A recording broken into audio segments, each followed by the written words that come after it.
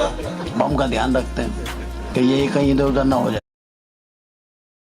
आप ईमानदारी से बता दें, क्योंकि आप ही बता सकते हैं और किसी के पास इतनी करेक्ट इन्फॉर्मेशन होगी नहीं, हमारे पास एटम बम है कि नहीं है। उन्होंने बोला नहीं है। मैंने कहा ईमानदारी से बताया है? बोले हाँ है। मैं कहा वो चलने वाला है? बोले हाँ हाँ वक्त आने पे चलेगा वो। मैंने कहा सर हमारे यहाँ बहुत सारी चीजें वक्त आने पे चलती नहीं है, तो ऐसा ना हो, उसको एक आधा ट्राई कर लेंगे छोटी मोटी।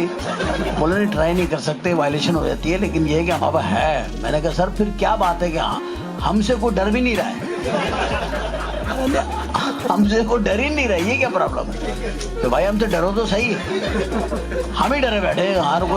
हर कोई हमें मार के जा रहा है, आराम से आता है हमें मार के चला जाता है, हम अपने आदमी उठा के ले जाते हैं, हम लोग खड़े के देखते रहते हैं। बम हमारे पास रखा हुआ, उसकी हिफाजत हम करे जा रहे हैं, रोजाना उसको पॉलिश करते हैं, बम का ध्यान रखते हैं।